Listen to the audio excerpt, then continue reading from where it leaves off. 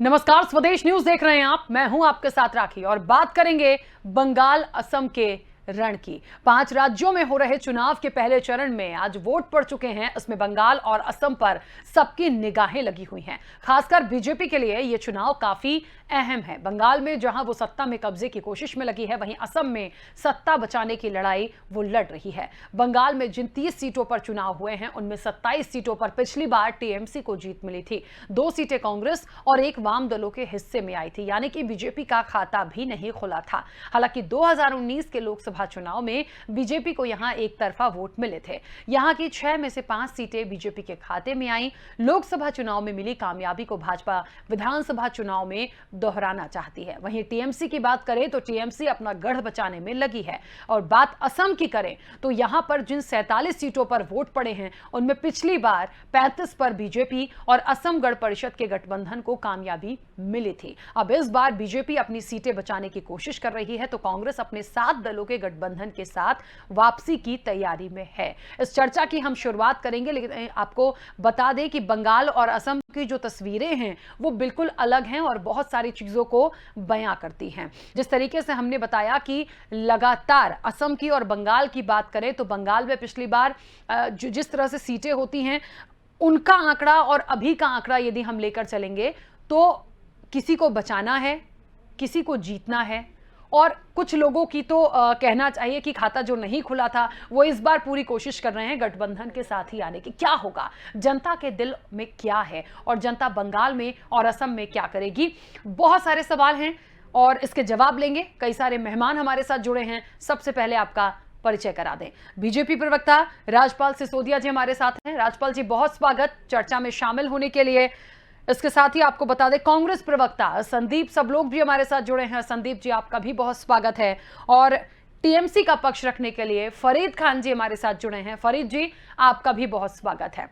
चर्चा की शुरुआत मैं सबसे पहले राजपाल सिसोदिया जी से करना चाहती हूं। राजपाल जी, बहुत अहम चुनाव पश्चिम बंगाल का, यहां तक कि असम का भी। पहले चरण की जो वोटिंग होनी थी वो हुई है, वोट पड़ चुके हैं। अब जो नतीजे हैं वो कैद हो गए हैं। जनता जनार्दन क्यों जिताए, क्यों जीत का सेहरा या क्यों परिवर्तन बंगाल में करे? और असम की जहां तक बात है, वहां भी बचाने की कोशिश है। काफी अच्छे नतीजे पिछली बार भारतीय जनता पार्टी को अच्छा सपोर्ट मिला था, तो इस बार वो जगह क्यों बची रहे?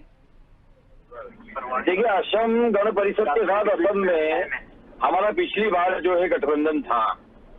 आज 47 सीट के ऊपर लगभग हम जो है वोटिंग होने का काम हुआ है असम के अंदर। असम से बंगाल की परिस्थितियों में बहुत अंतर है।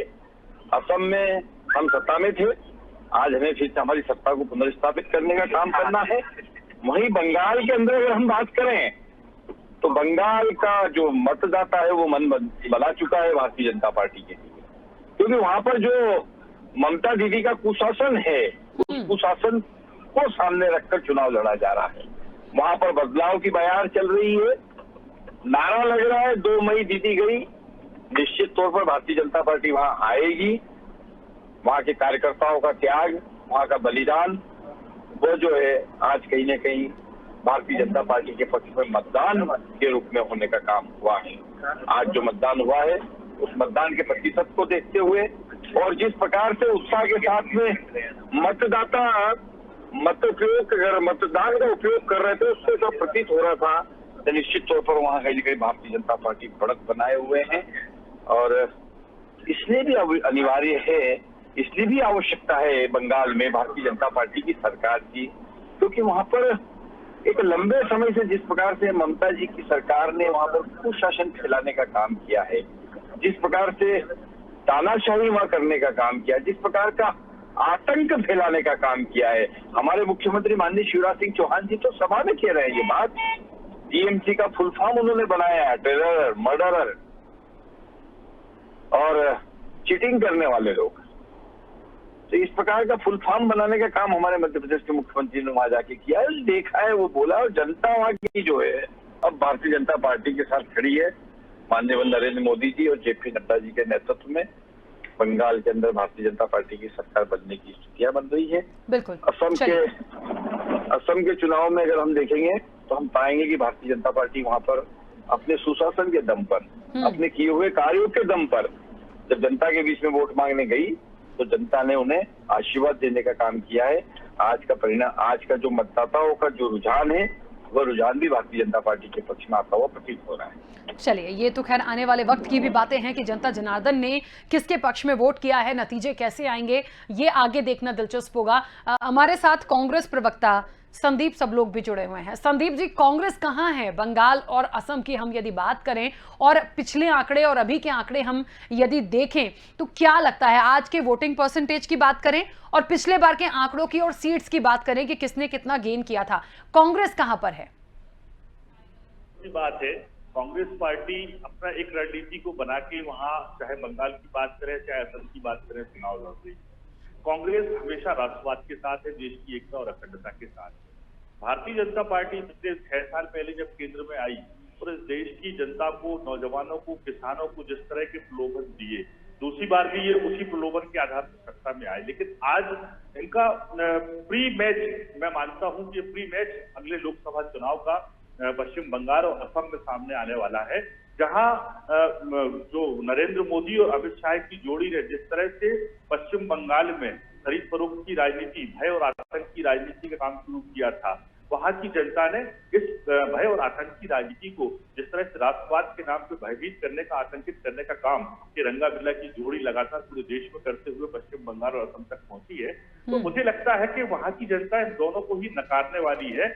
और जिस तरह से इन्होंने जो देशद्रोही ताकतें रही हैं, जो देश को तोड़ने वाली ताकतें रही हैं, जो देश को विखंडित करने वाली ताकतें रही, उनसे ही हाथ मिला के चाहे पश्चिम बंगाल की बात करें चाहे असम की बात करें और उनके साथ गठबंधन बना के चुनाव लड़ने का काम किया है। तो जनता वहां की देख रही है और निश्चित रूप से आने वाले चुनाव, आज का मतदान का रुझान, उत्साह जो मैंने आज टीवी पे देखा है, उससे ये साफ जाहिर हो रहा है कि असम और पश्चिम बंगाल की जनता लोकतंत्र को बचाने के लिए जुट गई है। जिस तरह से भारत के दूसरे राज्यों में, हम मध्य प्रदेश का ही उदाहरण लें, क्योंकि लोकतंत्र को खत्म करने के लिए जिस तरह की खरीद फरोख्त की राजनीति भारतीय जनता पार्टी ने शुरू की, राजस्थान में प्रयास किए, सफल नहीं हो पाए, दूसरे राज्यों में किए, गोवा में किए और अन्य राज्यों में किए, वहां सफल हो गए। लेकिन अब ये राजनीति खत्म होने को है, अब जनतंत्र वापस लौटने को है। देखिए, बड़ी स्पष्ट बात आपको एक और बता दें कि लोकतंत्र को लेके जो इनकी अवधारणा है वो केवल मतदान तक है, और मतदान के बाद जब ये संसद में पहुंचते हैं तो वहां इनका लोकतंत्र पूरा खत्म हो जाता है और तानाशाही शुरू हो जाती है। उस लोकतंत्र को बचाने के लिए अब ये शुरुआत पश्चिम बंगाल और असम से होती है। चलिए, कई सारे सवाल और हैं, वापस आऊंगी आपके पास। इस वक्त टीएमसी का पक्ष रखने के लिए फरीद खान जी हमारे साथ जुड़े हुए हैं। फरीद जी, क्या लगता है, एक पिछले बार के आंकड़े देखें, इसमें कोई दोहरा नहीं है कि बंगाल की जनता ने भरपूर प्यार दिया, लेकिन चुनाव असम और बंगाल दोनों के हो रहे हैं। क्या लग रहा है, कहां पर जनता टीएमसी का साथ देगी और क्यों? क्योंकि भारतीय जनता पार्टी ने जिस तरीके से पैठ बनाई पश्चिम बंगाल में, तमाम मध्य प्रदेश के बड़े चेहरे वहां पर एकत्र हुए, बड़ी बड़ी रैलियां हुई और बहुत सारे मुद्दों की बात भी की गई है, तो क्यों ऐसा लगता है कि दोबारा से पश्चिम बंगाल की जनता दीदी को चुने? हो सकता है परिवर्तन भी हो जाए। जी नहीं, बिल्कुल नहीं, बिकॉज के हमें अपने काम पे, हमने अपने जो काम किया है, हमने जो डेवलपमेंट का काम किया है, ममता बनर्जी की सरकार ने लोगों के साथ मिलकर जो काम किया है, हमको पूरा उसी पे भरोसा है। और उसी भरोसे पे ममता बनर्जी पूरी और बहुमत से सरकार अपनी बनाएंगी। जिस तरह से आप बता रहे हैं कि बाहर के जितने लोग यहाँ से गए हैं, इन लोग, बंगाल इतना अच्छा हो गया है, इतना चमक गया, इसलिए बाहर के सारे लोग बंगाल में जाके जमा हो रहे हैं, इतनी उत्सुकता दिखा रहे हैं कि बंगाल को भी हमको जीतना नहीं है, ये अब इसको हथियाना चाहते हैं। और आज ही जिस तरह से सुबह से जो सारा दिन इलेक्शन चल रहा था, वीवीपैट का बहुत ज्यादा कंप्लेन आई है कि वोट टीएमसी में डाला जा रहा है और वीवीपैट में बीजेपी का निशान निकल रहा है। तो ये देखकर भी आज जनता ने मन बना लिया है कि हमें बंगाल के लोकतंत्र को बचाने के लिए अब हमको एक मत होकर आना पड़ेगा, क्योंकि बंगाल की जनता बहुत समझदार जनता है, उसे कोई धोखा दे उसे ये मंजूर नहीं है। तो आज जिस तरह से इलेक्शन कमीशन और बीजेपी का नेक्सस सामने आया है, इनके 2 वरिष्ठ नेताओं का एक ऑडियो क्लिप सामने आया है जिसमें बीजेपी के नेता और इलेक्शन कमीशन के नेक्सस की बातें की जा रही है कि उनसे ये काम करवाना है, ऐसे करवाना है, वैसे करवाना है। तो ये यहाँ की जनता ने देख लिया और यहाँ की जनता ने अब लोकतंत्र को बचाने के लिए लड़ाई अपने हाथ में ले ली है और लड़ाई में ममता बनर्जी के पीछे साथ साथ खड़े हुए हैं। और मैं आपको बता दूं, आज जो इन्होंने गड़बड़ी की है इसको ध्यान में रखते हुए ममता बनर्जी कल तक तो 200 सीट ला रही थी और मुझे आशा है कि कहीं 250 से ज्यादा सीटें लाके हम अपनी सरकार ना बनाएं। ठीक है, एक बात बोली फरीद जी आपने कि वीवीपैट से जो पर्ची गिरी है उसमें यदि टीएमसी को वोट पड़ा है तो वो कमल के फूल की निकली है, भारतीय जनता पार्टी की निकली है। इसकी क्या शिकायत की है? कोई बात उसके आगे वहां बढ़ी है? क्योंकि गंभीर मुद्दा तो है। शिकायत भी हुई है, 2 से 3 घंटा वोटिंग बंद भी रही थी। ये यहाँ की सारी मीडिया सुबह से ये दिखा रही थी और इसकी शाम को इलेक्शन कमीशन में कंप्लेन दी गई है और अभी शाम को एक कंप्लेन और भी गई है जो ऑडियो क्लिप निकला है 2 वरिष्ठ नेता जो बात कर रहे हैं इलेक्शन कमीशन कब आ रहे हैं, उनसे ये बात करनी, इसको ये वाली चीजों को ये कानून नहीं बनाया जाए, ये वाली चीज को हमारे पक्ष में डाला जाए। ठीक है, तो चलिए चीजें धीरे धीरे सामने आ रही है। चलिए, राजनीतिक विश्लेषक के रूप में संजय सोनी जी हमारे साथ जुड़ गए इस पूरी चर्चा में। संजय जी, बहुत स्वागत चर्चा में शामिल होने के लिए। बात कर रहे हैं बंगाल और असम में आज वोटिंग हुई पहले चरण की, और चुनाव प्रचार, जनता के दिलों में क्या चल रहा था, क्या मुद्दे थे, कैसी पैठ तमाम राजनीतिक दल वहां बना रहे थे, ये हमने देखा पूरे चुनाव प्रचार के दौरान। क्या लगता है आप, बंगाल का रण और असम में जो चीजें हैं और पिछली बार के आंकड़े उठाकर देखें तो लगता है कि बंगाल में परिवर्तन होगा, और असम में जहां तक बात है तो वहां तो भारतीय जनता पार्टी को काफी अच्छा रिस्पॉन्स पिछली बार मिला था, लेकिन कांग्रेस अपने साथ अन्य गठबंधन के साथ पूरी कोशिश करेगी आने की। क्या लगता है, कुछ बदलाव होगा? तो सही कहा कि एक्चुअल में ये विषय राजनीतिक होके और स्थानीय तौर पे चला गया है। अब पश्चिम बंगाल में माहौल ये हो गया है कि पहले जो शुरुआत में बीजेपी ने और जेपी नड्डा, अमित शाह और प्रधानमंत्री मोदी की जो शुरू में रैलियां हुई थी उससे माहौल बना था, मगर जब ममता जी पे जो हमला हुआ उस हमले के बाद ममता जी ने जिस तरह रिएक्ट किया उससे स्थानीय लोगों को ये लगा कि ये बाहरी लोग हैं और बाहरी लोग आके स्थानीय जो हमारे नेता हैं, हमारी मुख्यमंत्री, उन पे हमला कर रहे हैं। जबकि आपको भी मालूम होगा कि लगातार आरोप बीजेपी ने भी लगाए कि आखिरकार बीजेपी में 125 लोगों, कार्यकर्ताओं, आरएसएस के कार्यकर्ताओं पे हमले हुए और उनकी मृत्यु भी हुई। तो इसका बदला दीदी से वोट के रूप में लिया जाएगा, ये लगातार बीजेपी के नेता, प्रधानमंत्री लगातार कहते रहे हैं। तो उस समय माहौल बना भी, और जय श्री राम बोलने पे अगर ममता जी ने कहीं पाबंदी लगाई थी तो इसको लेके भी विरोध लोगों में आया था। लेकिन अब एकदम उसके बाद जो माहौल बना और स्थानीयता का पुट जो ममता जी लेके आई, उससे ये लग रहा है कि अब आम जनता, जो वहां की जनता है, टीएमसी की जो कार्यकर्ता हैं, उनको ये लग रहा है कि अब हम एक अच्छे माहौल को कैच कर सकते हैं। तो उन्होंने भी प्रयास किए हैं। और एक बात और है कि अब देश में लगातार स्थानीय पार्टियों का बहुमत बढ़ते जा रहा है। कई राज्यों में स्थानीय पार्टियां सत्ता में हैं।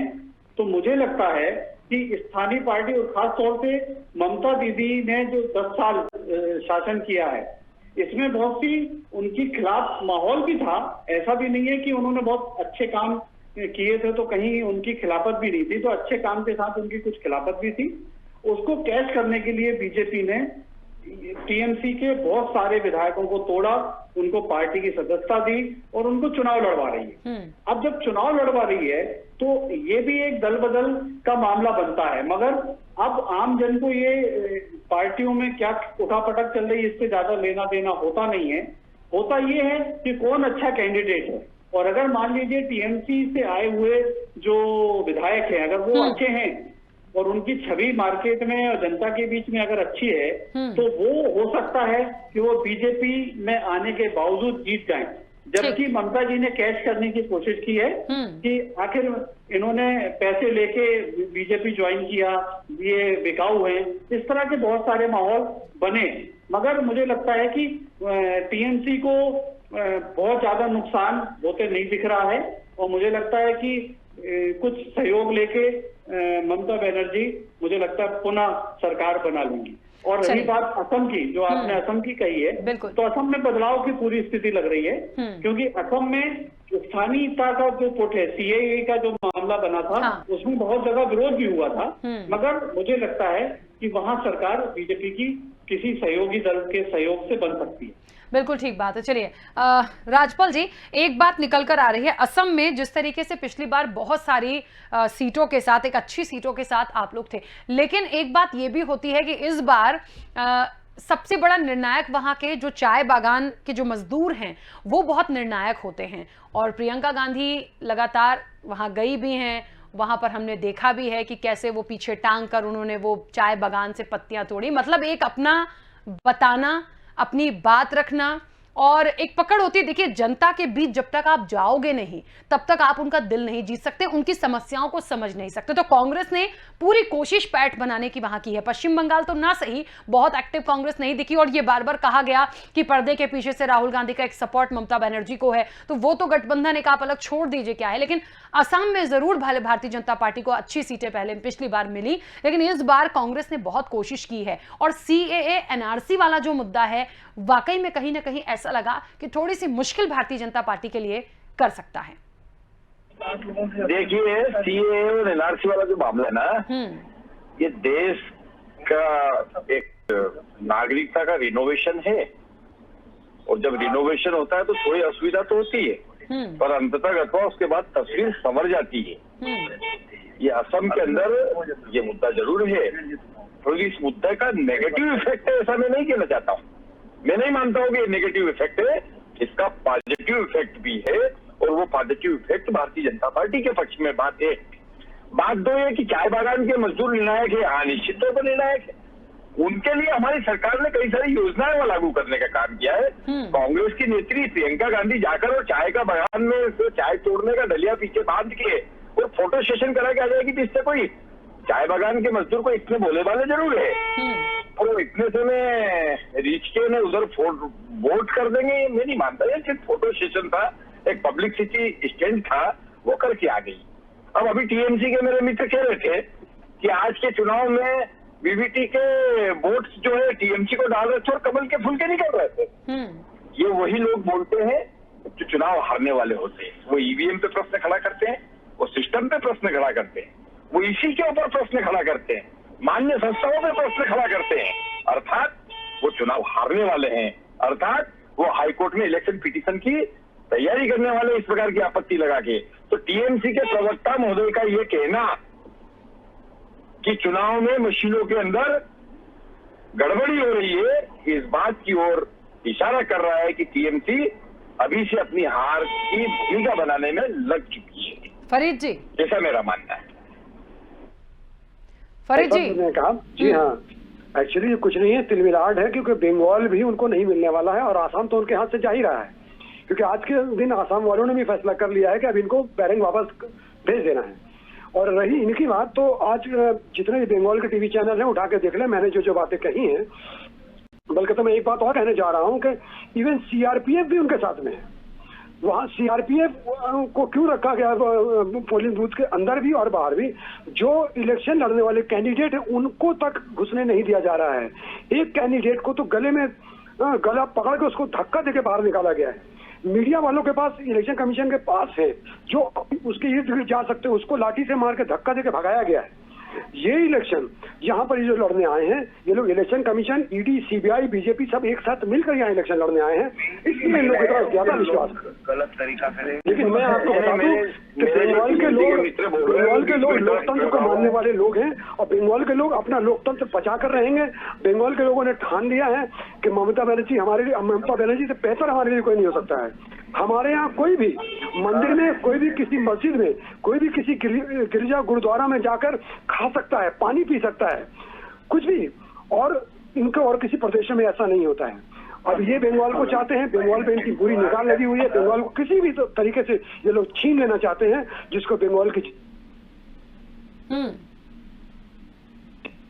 ठीक है, चलिए चलिए, मुझे लगता है कुछ टेक्निकल इशू है, आप लोगों की आवाज बीच में काफी कट रही है। मैं अगला सवाल अब वापस आऊंगी, अगला सवाल संदीप जी से ले रही हूँ। संदीप जी, असम की हम बात करें, देखिए बंगाल और असम दोनों पर हम चर्चा कर रहे हैं। असम में यदि कांग्रेस की बात मैं करूं तो भारतीय जनता पार्टी का मुख्य मुकाबला जो लग रहा है वो कांग्रेस के नेतृत्व में बने 7 दलों के गठबंधन से है, जिसमें बदरुद्दीन अजमल की जो AIUDF है उसके साथ है। लेकिन कहीं ना कहीं उन्हें बांग्लादेशियों के घुसपैठियों का पैरोकार माना जाता है और इसको लेकर भारतीय जनता पार्टी के जो तमाम नेता हैं वो कांग्रेस को कहीं ना कहीं कटघरे में खड़ा कर रहे हैं। क्या इसका प्रभाव बहुत ज्यादा पड़ेगा? की बात है राखी जी कि भारतीय जनता पार्टी जब चुनाव हारती है तो वो बौखलाती है और अनर्गल प्रलाप करना शुरू करती है। अभी मैं राज्यपाल जी की बात को सुन रहा था कि हमारी प्रियंका गांधी जी चाय बागानों में गई और चाय बागान के मजदूरों के साथ मिलकर आत्मीयता के साथ उसके साथ इन्वॉल्व होकर काम करना शुरू किया, तो उनको वो फोटो सेशन लगा। वहीं जब कोरोना काल चल रहा था, पूरा देश कोरोना से लड़खड़ा रहा था और यहाँ पूरे देश का मजदूर एक कोने से दूसरे कोने पैदल भाग रहा था और हमारे मोदी जी मोर को दाना खिला रहे थे, तो वो उनका राष्ट्रवाद था। बड़ा क्षोभ होता है इनकी बातों पे कि इनकी राष्ट्रवाद की परिभाषा क्या है, इनकी धर्म की परिभाषा क्या है, इनकी लोकतंत्र की परिभाषा क्या है, इनके संविधान की परिभाषा क्या है। नई नई परिभाषाएं गढ़ने का काम करते आए हैं। जहां तक असम में चुनाव की बात है, कांग्रेस पार्टी ने जो गठबंधन बनाया है वो वहां की जरूरतों के हिसाब से बनाया है और कांग्रेस पार्टी जो अलगाववादी ताकतें हैं उनको वहां से खदेड़ने के लिए हर हालत में कटिबद्ध है। और वहां असम में जिस तरह से विकास रुका हुआ है, चाय बागान का मजदूर मजदूरी के लिए परेशान है, विकास की जो गति थी वो वहां पे थमी हुई है, उसको वापस लाने के लिए कांग्रेस कटिबद्ध है। और असम में हमारा गठबंधन हमने वहां की न्यूनतम आवश्यकताओं के हिसाब से तय किया, हमारी पार्टी के शीर्ष नेताओं ने, और हमारा गठबंधन वहां चुनाव जीत रहा है और कांग्रेस पार्टी के गठबंधन वाली सरकार वहां पे आ रही है। भारतीय जनता पार्टी और अगप का जो गठबंधन है वहां जनता ने नकार दिया है। ये आपको आने वाले परिणाम में सामने भी आएगा। ठीक है संजय सोनी जी, ये सवाल मैं आपसे लेना भी चाहूंगी, इसलिए क्योंकि एक राजनीतिक विश्लेषक हैं और आज हम असम और बंगाल के चुनाव पर बात कर रहे हैं। पहले चरण की वोटिंग हो भी गई है। वाकई में यदि देखा जाए असम की हम बात करें तो कितना फर्क पड़ेगा, क्योंकि जिस तरीके से नाम सामने आता है बदरुद्दीन अजमल की AIUDF पार्टी का, इनके गठबंधन की यदि हम बात करें और इनका जो एक कहना चाहिए नेतृत्व या इनकी एक जो छवि वहां पर जो भारतीय जनता पार्टी इसको निशाने पर भी ले रही है और तमाम जगह बोला भी गया है कि बांग्लादेशी घुसपैठियों के पैरोकार ये माने जाते हैं, समझे जाते हैं, तो इस तरह की बातें करने से इन चुनावी समय में क्या जनता के दिलों में बदलाव या उनके पार्टी को लेकर बहुत ज्यादा प्रभाव कर पाएंगे?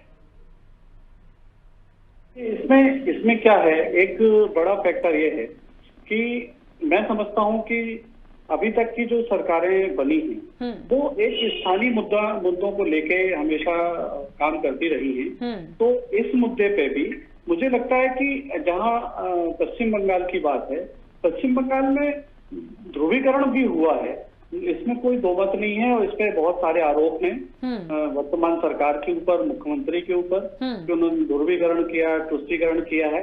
मगर अब जो राजनीतिक परिदृश्य बदल रहे हैं इसमें तुष्टीकरण, ध्रुवीकरण, जातिगत वोट बैंक, ये सब मुझे लगता है कि अब बात करना सर लगता है बेईमानी सा हो गया है, क्योंकि अब जातिगत वोटों की बात, जातिगत समीकरण और ये इतना हावी हो चुका है, पैसा, धनतंत्र, जनतंत्र सब मटिया मेट हो रहा है, एक दूसरे से संलिप्तता आ रही है। और अब मुझे लगता है कि दलों ने हमेशा पूरे समय सरकार, जैसे अब आप देख लीजिए कि अब सरकारें अपनी योजनाओं के लिए नहीं जानी जा रही, अब उसके लिए जानी जा रही कि हमने किसको खरीद लिया, किसको हमने सरकार गिरा दी, कहाँ हमने, कौन कितना ताकतवर है जो सरकार गिरा सकता है। अब मुझे लगता है कि दलों में या भाजपा में या और भी दलों में अब लगता है इस बात की होड़ लगेगी कि कौन सरकार गिरा सकता है, कौन दूसरे पार्टी के दलों को खरीद सकता है और खरीद के सरकार नहीं बना सकता है। इस तरह की बातों पे ज्यादा जोर है, ना कि सरकारें अच्छी चलें, सरकार की योजनाएं क्या है, सरकार योजनाओं पे काम कैसे करे, जनता को लाभ कैसे मिले, इस पे ध्यान मुझे लगता है अब सरकारों का कम है। तो अब रही बात कि कैसे सरकारें बदलें, कैसे सरकारें बने, इस पे जोर ज्यादा है, चाहे वो भाजपा करे, चाहे कांग्रेस करे, चाहे टीएमसी करे या असम गण परिषद करे, कोई भी करे। तो मुझे लगता है कि जनता तो ठगा सा रह गया है। अब तो उसको सिर्फ वोटिंग मशीन बन के काम करना पड़ रहा है कि वो एक वोट डालता है, उसके बाद जनता कहाँ है, जनता के बीच में क्या माहौल है, किन मुद्दों पे काम करना चाहिए पार्टियों को, इस पे कोई ध्यान नहीं दे रहा है। बिल्कुल तो मुझे लगता है ये एक तरह से जनता को अब चेताने की बात है। अब जनता को चेतना होगा, अब जनता को आगे आना होगा कि हमारे लिए कौन सी सरकार अच्छी है, कौन सी नहीं है। अब आज देखिए, आज के दौर पे महंगाई, बेरोजगारी, किस निजीकरण, कितने मुद्दे हैं जो जनता के बीच में हैं और जनता को कोई दलों की जरूरत नहीं है कि वो समझाएं, वो खुद समझदार हैं। तो मुझे लगता है कि इस बार का जो चुनाव, ये 5 राज्यों के चुनाव है, एक राजनीतिक दलों के लिए नई दिशा तय करेगा और नया टर्निंग पॉइंट साबित होगा। बिल्कुल ठीक बात है और बहुत महत्वपूर्ण भी है। देखिए, हम किसी भी स्टेट में हो, हमारा देश एक है और उस देश के लिए, जनता के लिए जो सोचेगा, जो उनके विकास के लिए सोचेगा, काम के लिए सोचेगा, जनहित के लिए सोचेगा, वहां पर जनता समझती है और वहीं पर अपना वोट भी देती है। इस तरह की बातें बहुत आती हैं कि हमने बटन किसी का दबाया, वोट कहीं गया, लेकिन ठीक है, ये सब जांच की बातें होती हैं और आगे निकलकर सामने आता भी है। इलेक्शन कमीशन की अपनी कुछ गाइडलाइन है, वो देखेंगे, जांच करेंगे, तमाम बातें हैं। राजपाल जी, एक अंतिम सवाल बहुत छोटा सा, क्योंकि समय की सीमा भी है। क्या लगता है आपको, असम और बंगाल, असम में आप थे, बचाने की कोशिश, बंगाल में परिवर्तन होना है, इन तमाम चीजों को, तमाम बातों को, जितना भी हुआ इस बीच, ममता दीदी का घायल हो जाना, उनका जो हादसा उनके साथ हुआ वो होना, छींटाकशी भी बहुत की गई है, खेला हो भी खूब चला है, विकास की बातें भी खूब चली हैं, इन तमाम बातों के बाद आज का जो वोटिंग परसेंटेज है, देखिए आप, क्योंकि सबका अधिकार है अपनी पार्टी का पक्ष रखने का, लेकिन फिर भी जनता जनार्दन के दिल में जो है वो कैसे बदलाव में आएगा, और यदि बदलाव होता है तो ये भारतीय जनता पार्टी की कितनी बड़ी जीत होगी? बंगाल में प्रतिशत है वह देखे तो, और रुझान देखे तो ये बात समझ में आ रही है कि वहाँ परिवर्तन की स्थितियां बन रही है, सरकार वहाँ पर भारतीय जनता पार्टी की बन रही है। तो इसका तो ठोस आधार में ये भी मानता हूँ कि कांग्रेस और कांग्रेस के अध्यक्ष ने भी ये बात मान ली है, इसीलिए आप देखेंगे बंगाल में कांग्रेस गायब है। जब कांग्रेस ने देखा कि ममता बनर्जी की पार्टी कहीं न कहीं कमजोर हो रही है, बाहर होने की स्थिति में है, तो अंतिम दिनों में तो आप देखेंगे कांग्रेस गायब सी हो गई वहाँ पे। जब कांग्रेस वहाँ पे गायब सी हो गई तो इसका अर्थ यह है कि निश्चित तौर पर वहाँ पर टीएमसी कमजोर है, टीएमसी को मजबूत करने के लिए कांग्रेस मैदान में है एक तरीके से। पर मैं ये कहना चाहता हूँ कि कांग्रेस तो ठीक है, टीएमसी को मजबूत करने के लिए कयामत भी आ जाए, लोकतंत्र को मजबूत करने के लिए कांग्रेस काम कर रही है। राजपाल जी, आप लोकतंत्र को तोड़ने के लिए काम करते हैं, कांग्रेस पार्टी लोकतंत्र को मजबूत करने के लिए काम कर रही है। गठबंधन इसीलिए हुआ है कि आप बांग्लादेशियों का पश्चिम बंगाल में जाके विरोध करते हैं और बांग्लादेश में जाके गले मिलते हैं, ये आपके बहरूपियापन है। दोहरा रवैया नहीं चलेगा इस देश में। नहीं, आपके 2 रंग का झंडा है, 2 नीतियां हैं, 2 नेता है, 2 तरह के विचार है, 2 दृष्टिकोण है। एक दृष्टिकोण चाहती है, एक राष्ट्र चाहती है। मोदी जी ने जाकर मोदी अकेले नहीं है, 2 नेता है, मोदी और अमित शाह। 2 कलर का झंडा है आपका, भारत का झंडा 3 रंग का है, राष्ट्रीय झंडा बढ़ाने का काम कर दिया है भाई जी। बांग्लादेश में जाकर मोदी जी ने बांग्लादेशियों का मान बढ़ाने का काम कर दिया है। बांग्लादेश का जो मुक्ति आंदोलन संघर्ष हुआ था, उस संघर्ष के शहीदों को जिस प्रकार से उन्होंने जाकर संघर्ष में वो शामिल हुए थे, जेल भी गए थे, कौन से जेल में गए हैं, जरा उस जेल का नाम भी बता देते मोदी जी और आपकी भारतीय जनता पार्टी के लोग, तो बड़ी मेहरबानी होती। एक तरफ 1971 में खंडराव में फंसे हुए थे, स्टेशन पर चाय बेच रहे थे, दूसरी तरफ बोलते हैं कि हम बांग्लादेश मुक्ति लिए आंदोलन चलिए। किया था। जनता के सामने आए हैं। बांग्लादेश घुसने का काम तो इंदिरा गांधी जी ने किया, दुनिया। ठीक है, चलिए देखिए, पहले चरण की वोटिंग हो गई है और अब जनता जनार्दन के हाथों में ही है। मुझे लगता है बहुत ज्यादा दिलचस्प अब 2 तारीख को जो नतीजे आएंगे, मुझे लगता है तब ये और रोचक हो जाएगा कि आखिर जनता जनार्दन ने किसे चुना है। और जितनी बातें की जा रही थी, मुझे लगता है हम सब एक बार फिर से जुड़ेंगे और पता चलेगा कि आखिर किसके पक्ष में वोट हुआ। आप सभी मेहमानों का बहुत शुक्रिया इस चर्चा में शामिल होने के लिए। तो बंगाल और असम का रण देखिए, बंगाल में भारतीय जनता पार्टी के लिए यह टास्क था कि बदलाव की बयार चले। असम की बात करें तो वहां पर गढ़ बचाने की कोशिश भारतीय जनता पार्टी की। अब टीएमसी बंगाल में शुरू से काबिज रही है, उनका अपनी एक पकड़ रही है। इस बार क्या करेगी वहां की जनता, ये बहुत महत्वपूर्ण है। देखिए, पूरे देश भर की जो निगाहें हैं पश्चिम बंगाल पर टिकी थी। असम पर महत्वपूर्ण इस बार इसलिए हो गया कि भारतीय जनता पार्टी ने तमाम जगह सीएए एनआरसी का जिक्र किया, लेकिन असम में नहीं किया, क्योंकि वहां से विरोध के स्वर उठते दिखाई दिए थे। वहां पर कांग्रेस ने जरूर अपनी पैठ बढ़ाई, वहां पर प्रियंका का जिस तरीके से दौरा होना, राहुल गांधी का जाना, तो ये तमाम चीजें दिखा रही थी कि कहां पे कौन अपना वर्चस्व बना सकता है, बढ़ा सकता है। कोशिश सबने की है, अब इस कोशिश को सफल जनता ने किसके पक्ष में बनाया है, यह देखना दिलचस्प होगा। फिलहाल चर्चा में इतना ही, दीजिए इजाजत, नमस्कार।